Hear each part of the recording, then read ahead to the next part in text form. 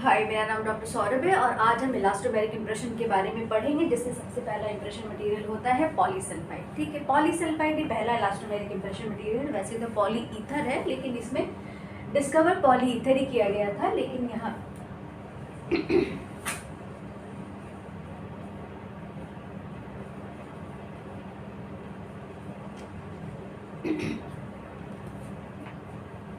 हाय, मेरा नाम डॉक्टर सौरभ है और आज हम इलास्टोमेरिक इंप्रेशन के बारे में पढ़ेंगे और आज हम पॉलीसल्फाइड के बारे में पढ़ेंगे।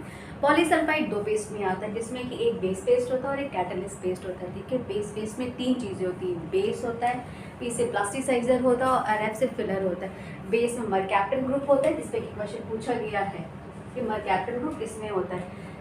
प्लास्टिसाइजर्स में डाइमेथिल सैलेट होता है और फिलर इसमें टाइटेनियम ऑक्साइड होता है। इन तीनों पे भी क्वेश्चन डायरेक्टली पूछे गए।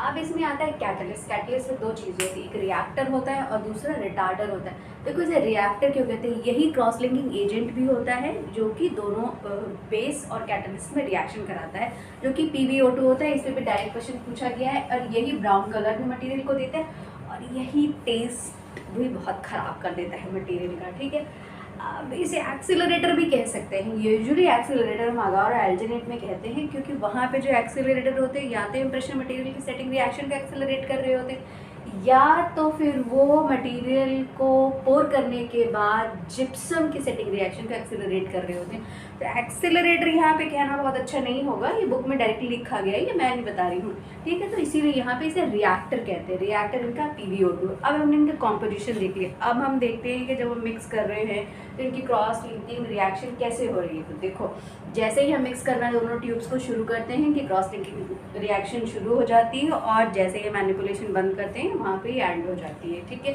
अब यहीं से मटेरियल सेट होना शुरू हो जाता है और मटेरियल में थोड़ी प्लास्टिसिटी आ जाती है, जो कि मटेरियल को अंडरकट्स में फ्लो करने में बहुत हेल्प करती है। ठीक, अब जब हम अंडरकट से मटेरियल को निकाल रहे हैं, उसकी टियर स्ट्रेंथ बहुत अच्छी होती है, इसलिए यहाँ पे ये अच्छे से बिना टूटे निकल आता है। यहाँ पे बुक से पढ़ना बहुत ज़रूरी है, क्योंकि इसमें एसर्शन और रीजन से भी क्वेश्चन बन रहे हैं और डायरेक्ट क्वेश्चन भी पूछे गए। ठीक है, ये पेज नंबर 360 पे है और ये है फिलिप्स का साउथ एशिया एडिशन 2। इसमें लिखा गया है, the reaction start at the beginning of the mixing and reach its maximum rate soon after the spatulation is complete. ठीक, at this stage a resilient network start to form, यानी कि material में elasticity शुरू हो जाती है। During the final set a material is of adequate elasticity and strength. अब उस मटेरियल में इतनी एडिक्वेट इलास्टिसिटी हो जाती है कि वो फ्लो करने के बाद जब हम इसे निकालें तो वो बिना ब्रेक में निकला और स्ट्रेंथ भी आ जाती है, यानी कि मटेरियल की होल्डिंग कैपेसिटी बहुत अच्छी हो जाती है। Is form that can be removed past undercut quite easily. Moisture and temperature have a significant effect on the course of the reaction. अच्छा, मॉइस्चर और टेम्परेचर सेटिंग रिएक्शन को एक्सीलरेट कर देती है, ये भी बहुत इंपॉर्टेंट है जो मैंने यहाँ पे लिखा है। ठीक, अब यहाँ पे ये हो गया। उसके बाद हम इसके PYQs देख लेते हैं। PYQs में सबसे पहले एक सीक्वेंस के हिसाब से पढ़ते हैं, जो कि याद रहेगा। ये पहला इलास्टोमेरिक इंप्रेशन मटेरियल है।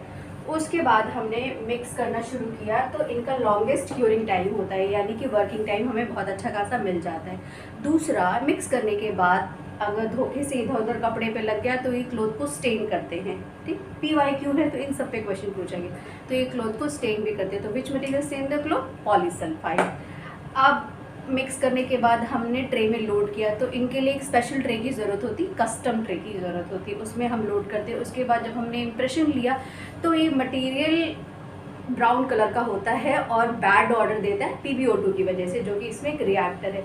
उसके बाद हमने इसका निकाला तो इसकी बहुत अच्छी वेरी गुड टियर स्ट्रेंथ होती है, सबसे अच्छी टियर स्ट्रेंथ का एक एडवांटेज है। उसके बाद हमने देखा कि डायमेंशन स्टेबिलिटी बहुत अच्छी नहीं है। क्यों? क्योंकि इसका बाई प्रोडक्ट वाटर है। ठीक है, होप इट्स क्लियर। देखो, मैं यहाँ पे एक बोर्ड में ये बताने का मेरा बिल्कुल भी मतलब ये नहीं है कि मैंने एक ही बार में सब कुछ सुना दिया और पढ़ा दिया, यानी कि मुझे बहुत अच्छे से आता है। नहीं, यहाँ पे मैं ये ज़रूर बताना चाहती हूँ, ये बिल्कुल memory, purely memory based question है, इसमें कोई भी निमोनिक नहीं है। मैंने 23 को पढ़ा था और आज है 28 तारीख को मुझे दोबारा इसे पढ़ना पड़ा, जबकि मैं इसे बीच में 2 बार पढ़ रही थी। हो सकता है मेरी मेमोरी अच्छी नहीं हो, लेकिन मुझे लगता है ये प्योरली मेमोरी बेस्ड क्वेश्चन है और इसे याद करने के लिए बार बार रिवाइज करना पड़ेगा। Hope it's clear. Thank you.